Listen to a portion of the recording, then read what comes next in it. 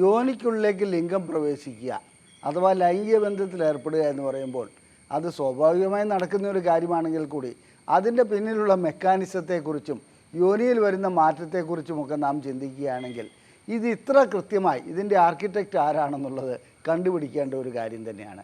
അതായത് ഒരു ലൈംഗികമായിട്ടുള്ള ഒരു ആഗ്രഹം ഉടലെടുക്കുമ്പോൾ പുരുഷൻ്റെ ലിംഗം ഉയരുന്നത് തന്നെ ഒരു പ്രത്യേക രീതിയിലുള്ള സംവിധാനങ്ങൾ കൊണ്ടാണ്. അത് എത്രത്തോളം ഉയരുന്നു അതനുസരിച്ച് അത് ഏത് ആംഗിളിൽ വരുന്നു. അപ്പോൾ യോനിക്ക് എന്ത് സംഭവിക്കുന്നു, ലൈംഗികമായിട്ട് ബന്ധപ്പെടുന്നതിന് തയ്യാറെടുക്കുമ്പോൾ യോനിയിൽ എന്തെല്ലാം മാറ്റങ്ങളാണ് ഉണ്ടാകുന്നത്, യോനിയുടെ ഘടന എന്താണ്, ഇതെല്ലാം പരിശോധിക്കുകയാണെങ്കിൽ നാം അത്ഭുതപ്പെട്ടു പോകും. കാരണം ആ രീതിയിലുള്ള മെക്കാനിസമാണ്, ആ രീതിയിലുള്ള ഘടനയാണ് അതിനെല്ലാം ഉള്ളത്. അതായത് യോനി എന്ന് പറയുന്നത് വെറും ഒരു കുഴൽ മാത്രമാണ്. ആ കുഴൽ ഏത് രൂപത്തിലാണ് നിർമ്മിച്ചിരിക്കുന്നതെന്നും അതുപോലെ തന്നെ അത് മനുഷ്യ ശരീരത്തിൽ, അതായത് ഒരു സ്ത്രീയുടെ ശരീരത്തിൽ ലൈംഗിക ആഗ്രഹം ഉടലെടുക്കുമ്പോൾ എന്തെല്ലാം മാറ്റങ്ങളാണ് ഉണ്ടാകുന്നതെന്നും ഇതിൻ്റെ ഘടന എന്താണെന്നുള്ളതെന്ന് നമുക്കൊന്ന് പരിശോധിക്കാം. ഞാൻ ഡോക്ടർ അജയൻ വർഗീസ്, കോഴിക്കോട് ജില്ലയിൽ കുന്നമംഗലം പന്തീർപ്പാടത്തുള്ള institute of sexual and reproductive medicine എന്ന സ്ഥാപനത്തിൻ്റെ ഡയറക്ടറാണ്. International association of sexual medicine practitioners modern medicine എന്ന അസോസിയേഷൻ്റെ അഖിലേന്ത്യാ ചെയർമാനുമാണ്. യോനി ഗർഭാശയ മുഖം മുതൽ യോനി മുഖം വരെ നീണ്ടു നിൽക്കുന്ന ഒരു കുഴലാണ്. ഇതിന് 3 ഇഞ്ച് മുതൽ 4 ഇഞ്ച് വരെ മാത്രമേ നീളമുണ്ടാകുകയുള്ളൂ. എന്നാൽ ഒരു കാര്യം നാം എല്ലാം തെറ്റിദ്ധരിക്കാറുണ്ട്, ഇതൊരു നേര്, അതായത് 90 ഡിഗ്രിയിൽ നിൽക്കുന്ന ഒരു കുഴലാണെന്ന്. ഒരിക്കലുമല്ല, ഇത് 45 ഡിഗ്രി ചെരിഞ്ഞിട്ടാണ്, അതായത് താഴോട്ടാണ് നിൽക്കുന്നത്. അപ്പോൾ എന്താണ് ഈ 45 ഡിഗ്രിയുടെ പ്രത്യേകത? പുരുഷൻ്റെ ലിംഗം ഉയർന്നു വരികയാണെങ്കിൽ 90 ഡിഗ്രിയിലല്ല നിൽക്കാറുള്ളത്, 135 ഡിഗ്രിയോളം അത് പോകും. അതായത് അവിടെ 135ഉം ഇവിടെ 45ഉം വരുമ്പോൾ ഇത് ഏകദേശം ഈ രൂപത്തിലാവും. അപ്പോൾ നേരിട്ട് ലിംഗത്തിന് യോനിക്കുള്ളിലേക്ക് കടക്കുവാൻ വേണ്ടിയാണ് ഈ 45 ഡിഗ്രിയിൽ ഇത് സൃഷ്ടിക്കപ്പെട്ടിരിക്കുന്നത്. ഇനി ചില ലിംഗം വലുതായിരിക്കാം, ചില ലിംഗം ചെറുതായിരിക്കാം, ചിലതിന് നീളക്കുറവുണ്ടാവാം, ചിലതിന് നീള കൂടുതലുണ്ടാവാം. ഏത് രൂപത്തിലുള്ള ലിംഗമാണെങ്കിലും യോനിക്കുള്ളിലേക്ക് കടക്കുമ്പോൾ അതിനനുസരിച്ച് യോനിക്ക് മാറ്റം വരുവാൻ കഴിയുന്നുണ്ട്. അതായത് അതിന് വികസിക്കുവാനുള്ള കഴിവുണ്ട്, ചുരുങ്ങാനുള്ള കഴിവുണ്ട്, താഴോട്ടും മേലോട്ടും സ്വല്പമൊക്കെ അഡ്ജസ്റ്റ് ചെയ്യാനുള്ള കഴിവുണ്ട്. ഇനി യോനിക്കുള്ളിൽ എന്ന് പറയുമ്പോൾ നാം യോനിയെക്കുറിച്ച് പറയുമ്പോൾ സാധാരണ ഇതിൽ യോനിയുടെ മുഖത്തെക്കുറിച്ചാണ് ജനങ്ങൾ ധരിക്കാറുള്ളത്. മുഖമെന്ന് പറയുന്നത് വയറിൻ്റെ അടിഭാഗം മുതൽ താഴോട്ട് മലദ്വാരം വരെയുള്ള ആ ഭാഗത്തിൻ്റെ ഒരു അല്പം മുകളിലേക്കായിട്ട് ആ പ്രദേശമൊക്കെ നമുക്ക് യോനി മുഖമായിട്ട് കണക്കിലെടുക്കാം. യോനി മുഖത്ത് എന്തെല്ലാമാണുള്ളത്? യോനി മുഖത്ത് ഒന്ന് മോൺസ് പ്യൂബിസ് എന്ന് പറയുന്ന ഒരു ഭാഗമുണ്ട്. ഞാനിതിൻ്റെ ഇംഗ്ലീഷ് തന്നെ പറയുന്നതിൻ്റെ കാരണം ഇതിൻ്റെ മലയാള ഇത് പറയുകയാണെങ്കിൽ ഇംഗ്ലീഷിനേക്കാളും കട്ടിയായി മാറും, അതുകൊണ്ടാണ്. അപ്പോൾ മോൺസ് പ്യൂബിസ് എന്ന ഭാഗം അടിവയറിൻ മുതൽ, അതായത് ക്ലൈറ്റോറിസിൻ്റെ ഭാഗം വരെ, അതായത് ക്രസരിയുടെ ഭാഗം വരെ കാണുന്ന ഒരു പ്രതലമാണ്. അതുകൂടാതെ ഇതിന് 2 ചുണ്ടുകൾ, അതായത് ഇതളുകളുണ്ട്. ആ ഇതളുകളിൽ ഒന്ന് ലേബിയ മൈനോറയും ഒന്ന് ലേബിയ മേജോറയുമാണ്. ലേബിയ മൈനോറ ഉൾഭാഗത്ത് കാണപ്പെടുന്നു, ലേബിയ മേജോറ മുകൾ ഭാഗത്ത് കാണപ്പെടുന്നു. ഇതിന് യോനിക്ക് ചുറ്റും പ്രത്യേക രീതിയിൽ, യോനി മുഖത്ത് പ്രത്യേക രീതിയിലുള്ള രോമ വളർച്ച ഉണ്ടാകാറുണ്ട്. അത് പ്രായപൂർത്തിയാകുന്നതോടുകൂടി രോമ വളർച്ച തുടങ്ങുന്നു. ഇത് ലൈംഗികമായിട്ടുള്ള പ്രവർത്തനത്തിന് മാത്രമല്ല, യോനിയെ സംരക്ഷിക്കുന്നതിനും വേണ്ടിയുള്ളതാണ്. അതിൻ്റെ അർത്ഥം എന്താണെന്ന് വെച്ചാൽ യോനിക്ക് വേണ്ടിയിട്ട് ഈ രോമം ഒരു കവചം തീർക്കുകയാണ് ചെയ്യുന്നത്. ഇനി യോനിയെ സംബന്ധിച്ചിടത്തോളം ഇതെല്ലാം കഴിഞ്ഞിട്ട് ക്രസരി എന്ന ഭാഗം ഈ മോൺസ് പ്യൂബിസിൻ്റെ താഴെ ഭാഗത്തായിട്ടുണ്ട്. ക്രസരി എന്ന് പറയുന്നത് ക്ലൈറ്റോറിസ്, അത് ഏറ്റവും കൂടുതൽ ഞരമ്പുകൾ എത്തിപ്പെടുന്നത് അവിടെയാണ്. ഒരു സ്ത്രീയെ സംബന്ധിച്ചിടത്തോളം ലൈംഗികമായിട്ട് ഏറ്റവും കൂടുതൽ ഉത്തേജനം ഉണ്ടാകുന്നത് അവിടെയാണ്. ഏതാണ്ട് ഒരു ചെറിയൊരു പോയിൻറ്റിൽ 8000ഓളം നെയർവ് എൻഡിങ്സ് ആണ് അവിടെ ഉണ്ടാകുന്നത്. ഇനി അതുകൂടാതെ ഇതിനകത്ത് ക്രസരി എന്ന് പറയുന്നത് നാം പുറത്ത് കാണുന്നത് മാത്രമല്ല, അതിന് ഉള്ളിലേക്ക് ഒത്തിരി ഭാഗമുണ്ട്. അത് പിന്നീട് ഞാൻ പറഞ്ഞു തരാം ഉള്ളിലേക്ക് വരുന്നത്. ഇത് കൂടാതെ ക്രസരിക്ക് ഒരു ആവരണമുണ്ട്, അതിനെ ക്ലൈറ്റോറിയൽ ഹുഡ് എന്നാണ് പറയുന്നത്. അത് ക്രസരിയെ ഒരു കവചം തീർക്കുന്നു, ഒരു ഭാഗം അങ്ങനെയുമുണ്ട്. ഇനി ഇതുകൂടാതെ താഴോട്ട് വരുമ്പോൾ നമ്മൾ യോനിയുടെ ഇതിലേക്ക് വരികയാണെങ്കിൽ എന്താണ് യോനി? യോനി എന്ന് പറയുന്നത് ഞാൻ പറഞ്ഞു, യോനി മുഖം മുതൽ ഗർഭാശയ മുഖം വരെയുള്ള ഒരു 3 ഇഞ്ച് അല്ലെങ്കിൽ 4 ഇഞ്ച് നീളത്തിലുള്ള ഒരു കുഴലാണ്. 45 ഡിഗ്രി ചെരിഞ്ഞിട്ടാണ് അതുള്ളത്. ഇതിനകത്ത് ബെർത്തോളിൻ ഗ്ലാൻസ് എന്ന് പറയുന്ന 2 ഗ്ലാൻഡുകളുണ്ട് 2 വശത്തുമായിട്ട്. അത് അതായത് യോനി മുഖത്തിൻ്റെ ആ ഭാഗത്ത് തന്നെ അതിൻ്റെ താഴെയായിട്ട് കാണപ്പെടുന്നു. അവിടെ നിന്ന് ഒത്തിരി ദ്രാവകം, അത് ലൈംഗികമായിട്ട് ഉത്തേജനം ഉണ്ടാകുമ്പോഴോ ആഗ്രഹം ഉണ്ടാകുമ്പോഴോ ദ്രാവകം പുറത്തേക്ക് വരാറുണ്ട്. ഈ ദ്രാവകം ശരിക്കും പറഞ്ഞാൽ യോനിക്കൊരു വഴുവഴുപ്പുണ്ടാക്കുന്നു. ആ വഴുവഴുപ്പുണ്ടാകുന്നതുകൊണ്ട് അതിനകത്ത് മറ്റ് ബാക്ടീരിയകൾ വളരാതിരിക്കുവാൻ സഹായിക്കാറുണ്ട്. ഒരു കാര്യം പറയാം, യോനിക്കകത്ത് നമ്മുടെ തൈരിലും മറ്റും കാണപ്പെടുന്ന ബാക്ടീരിയ സ്ഥിരമായിട്ടുണ്ട്. അത് യോനിയുടെ ആരോഗ്യത്തിന് വളരെ നല്ലതുമാണ്. ഇനി ഇതിൻ്റെ ഏറ്റവും അടിഭാഗം ഗർഭാശയ മുഖം അഥവാ സെർവിക്സ് ആണ്. ഈ സെർവിക്സ് മുതൽ യോനി മുഖം വരെ ഏതാണ്ട് ഈ ദ്രാവകം വന്ന് അതിനെ വഴുവഴുപ്പുള്ളതാക്കിക്കൊണ്ടിരിക്കും. അതാണ് അവിടെ നടക്കുന്നത്. മറ്റ് സെർവിക്സിൽ അങ്ങനെ പ്രത്യേകിച്ച് ഗ്ലാൻഡൊന്നുമില്ല. അതായത് ഗർഭാശയ മുഖത്ത് ഗ്ലാൻഡുകളൊന്നും കാണപ്പെടുന്നില്ല. യോനിയിലേക്ക് ലിംഗം പ്രവേശിക്കുമ്പോൾ ഞാൻ നേരത്തെ സൂചിപ്പിച്ചു, ഇതിനകത്ത് ഈ വഴുവഴുപ്പുണ്ടെങ്കിൽ മാത്രമേ യോനിക്ക് ക്ഷതമില്ലാതെ ഇരിക്കുകയുള്ളൂ. വഴുവഴുപ്പ് ഇല്ലാത്തൊരവസ്ഥയിൽ അതിനെ അട്ടോപിക് വജേന എന്നാണ് പറയുന്നത്. അതെന്താണെന്ന് വെച്ചാൽ അതിനകത്ത് വേണ്ടത്ര വഴുവഴുപ്പ് ഉണ്ടാകില്ല. ആർത്തവ വിരാമം ഉണ്ടായ സ്ത്രീകളിൽ, ലൈംഗികമായിട്ടുള്ള മറ്റ് അസുഖങ്ങളുള്ള സ്ത്രീകൾക്ക് ഇവർക്കൊന്നും അതായത് വേണ്ടത്ര വഴുവഴുപ്പ് അഥവാ ലൂബ്രിക്കേഷൻ അവിടെ ഉണ്ടാകാതിരിക്കുന്നു. അങ്ങനെ ലൂബ്രിക്കേഷൻ ഉണ്ടാകാതിരിക്കുന്ന വ്യക്തികൾക്ക് മറ്റു രീതിയിലുള്ള ചികിത്സ നൽകി ലൂബ്രിക്കേഷൻ നൽകാതെ ബന്ധപ്പെടുകയാണെങ്കിൽ അവർക്ക് യോനിയിൽ ക്ഷതമുണ്ടാകാറുണ്ട്. ഇനി യോനിക്കുള്ളിൽ അതായത് ഗർഭാശയ മുഖം താഴോട്ട് വരുമ്പോൾ ഒരു ആവരണമുണ്ട്. ആവരണമല്ല, ഒരു പാട പോലെയുണ്ട്. നമുക്കെല്ലാവർക്കും അറിയാം അത് കന്യാചർമ്മമാണ്. ഈ കന്യാചർമ്മത്തെക്കുറിച്ചില്ലാത്ത തെറ്റിദ്ധാരണകളില്ല. അതായത് ലൈംഗികമായിട്ട് ആദ്യമായി ബന്ധപ്പെടുമ്പോൾ കന്യാചർമ്മം പൊട്ടി രക്തം പുറത്തേക്ക് ഇങ്ങനെ ഒഴുകും. ഒക്കെ തെറ്റിദ്ധാരണയാണ്.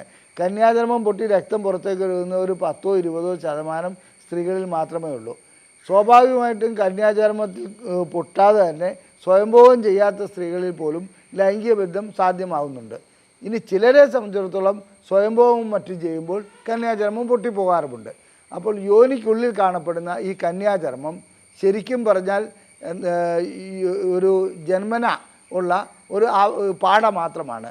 അത് പ്രായപൂർത്തിയായി അല്ലെങ്കിൽ ഒരു സ്ത്രീ ലൈംഗിക ബന്ധത്തിൽ ഏർപ്പെട്ടിട്ടുണ്ടോ ഇല്ലയോ എന്നുള്ളത് പരിശോധിച്ചറിയാൻ പറ്റുന്ന ഒരു കാര്യമല്ല. കന്യാചർമ്മം ഇല്ല എന്ന് പറഞ്ഞാൽ, അതായത് കന്യാചർമ്മം പൊട്ടിപ്പോയിട്ടുണ്ടെങ്കിൽ അത് ലൈംഗിക ബന്ധം കൊണ്ട് മാത്രമായിക്കൊള്ളുന്നത് ഒരു നിയമവുമില്ല. ഇനി അതിൻ്റെ താഴോട്ട് വരുമ്പോൾ ഗർഭാശയ മുഖമാണ്. ഇതിനിടയ്ക്ക് യോനിക്കുള്ളിൽ ഒരു ജി പോയിൻ്റ്, ഗ്രഹാംബർഗ്സ് പോയിൻ്റ് എന്ന് പറഞ്ഞൊരു പോയിൻ്റുണ്ട്.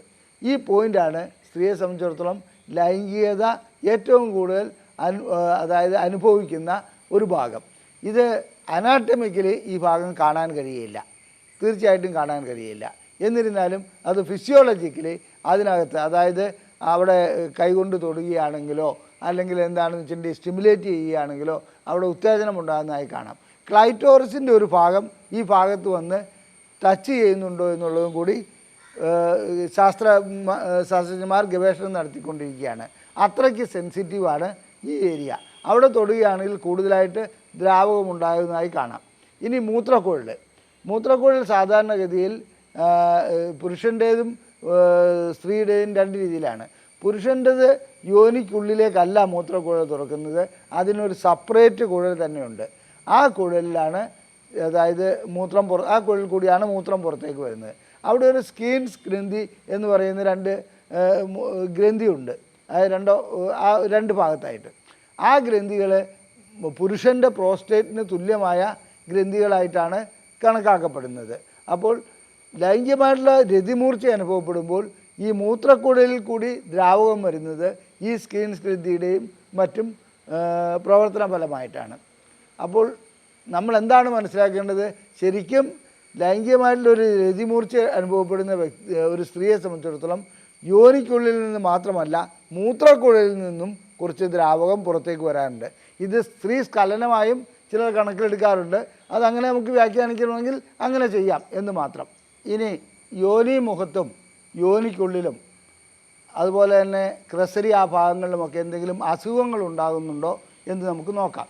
തീർച്ചയായിട്ടും സാധാരണഗതിയിൽ അണുബാധ യോനി മുഖത്തുണ്ടാകാറുണ്ട്. അതായത് ഏതെങ്കിലും രീതിയിലുള്ള അണുബാധ ഉണ്ടാകുകയാണെങ്കിൽ അവർ ചൊറിഞ്ഞ് തുടുത്തു വരുന്നു, അതുപോലെ തന്നെ ചൊറിച്ചിലുണ്ടാകുന്നു. ഈ സംഭവങ്ങളെല്ലാം സാധാരണ പുരുഷൻ്റെ ലിംഗത്തിൽ ബലനൈറ്റിസ് പോലെയുള്ള അസുഖങ്ങൾ ഉണ്ടാകുന്ന പോലെ യോനിയിൽ മാത്രം അസുഖങ്ങൾ ഉണ്ടാകാറുണ്ട്. അത് വൃത്തിയായി സൂക്ഷിക്കുകയാണെങ്കിൽ യോനിയിൽ അസുഖങ്ങൾ വരാതെ ഇരിക്കുവാൻ കഴിയും. ചില രീതിയിലുള്ള, അതായത് നാം ഉപയോഗിക്കുന്ന അടിവസ്ത്രം മാറ്റാതിരിക്കുക, പിന്നെ മലമൂത്ര വിസർജനം ചെയ്യുമ്പോൾ വൃത്തിയാക്കുന്നത് താഴെ നിന്ന് മേലോട്ട് വൃത്തിയാക്കുകയാണെങ്കിൽ തീർച്ചയായിട്ടും ഈ പ്രശ്നം ഉണ്ടാവും. കാരണം വെച്ചിട്ടുണ്ടെങ്കിൽ ഈ മലവും മറ്റും യോനിയുടെ ഭാഗത്തേക്ക് വരുന്ന ഒരവസ്ഥ ഉണ്ടായിക്കഴിഞ്ഞാൽ യോനിക്കുള്ളിൽ അണുബാധ ഉണ്ടാവും. ഇനി യോനിക്കകത്ത് ചില രീതിയിലുള്ള അണുബാധകൾ ഉണ്ടാകാറുണ്ട്. അത് 3-4 തരത്തിലുണ്ട്. ഒന്ന് ബാക്ടീരിയ വഴിക്ക് വരാം. ഞാൻ നേരത്തെ സൂചിപ്പിച്ചു, ബാക്ടീരിയ യോനിക്കുള്ളിലുണ്ട്.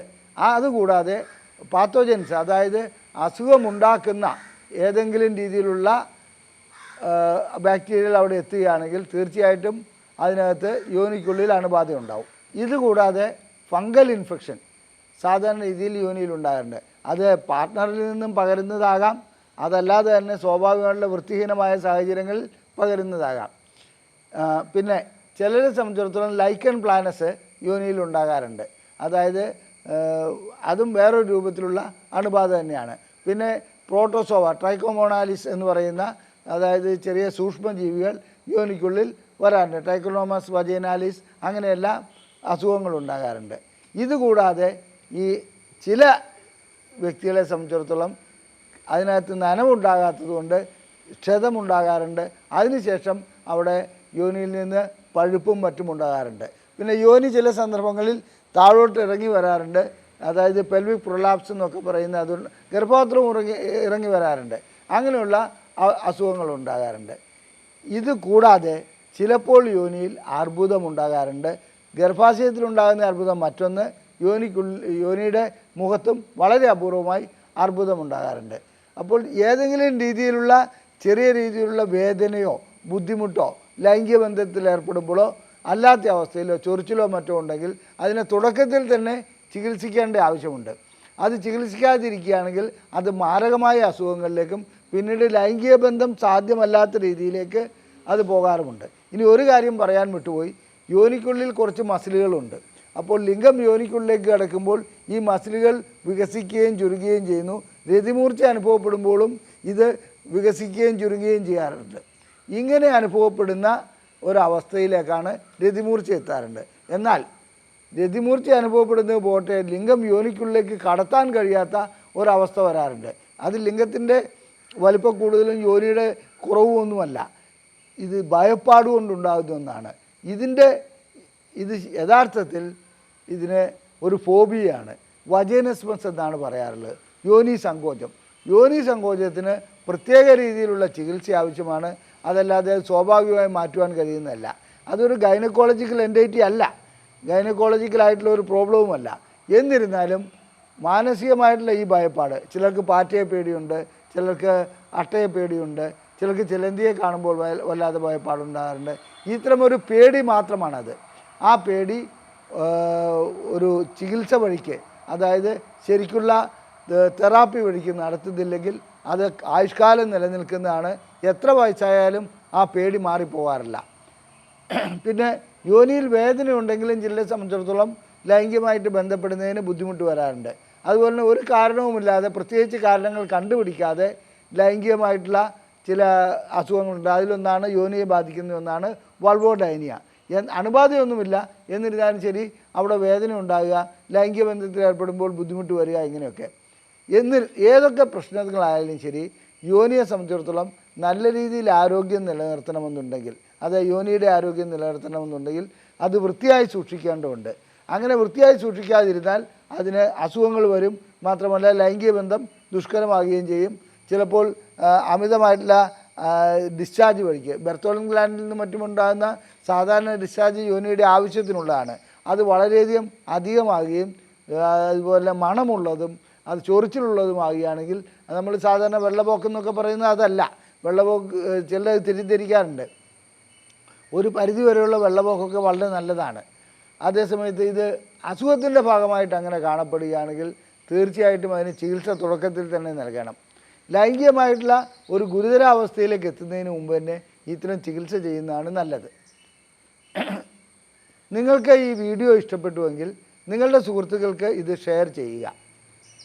ഈ വീഡിയോ ലൈക്ക് ചെയ്യുക. നിങ്ങളുടെ അഭിപ്രായങ്ങൾ കമൻറ്റ് ബോക്സിൽ രേഖപ്പെടുത്തുക. ഇവിടെ തന്നിരിക്കുന്ന നമ്പറിൽ ISRM എന്ന് ടൈപ്പ് ചെയ്ത് അയക്കുകയാണെങ്കിൽ, വാട്സപ്പിൽ അയക്കുകയാണെങ്കിൽ ഞങ്ങളിവിടെ നിന്നും പ്രസിദ്ധീകരിക്കുന്ന ബുക്ക്ലെറ്റുകൾ നിങ്ങൾക്ക് സൗജന്യമായി നൽകുന്നതാണ്. ഈ നമ്പറിൽ തന്നെ വിളിച്ച് നിങ്ങൾക്ക് നിങ്ങളുടെ അസുഖങ്ങൾക്ക് പരിഹാരം കാണാവുന്നതാണ്. ഞങ്ങളുടെ ചികിത്സ ആവശ്യമുണ്ടെങ്കിൽ ഈ നമ്പറിൽ വിളിച്ച് ബുക്ക് ചെയ്യാവുന്നതാണ്. സൗജന്യമായി ബുക്ക്ലെറ്റുകൾ ലഭിക്കുവാൻ ഞാൻ സൂചിപ്പിച്ച ISRM എന്ന് മാത്രം ടൈപ്പ് ചെയ്ത് അയച്ചാൽ മതി. നന്ദി, നമസ്കാരം.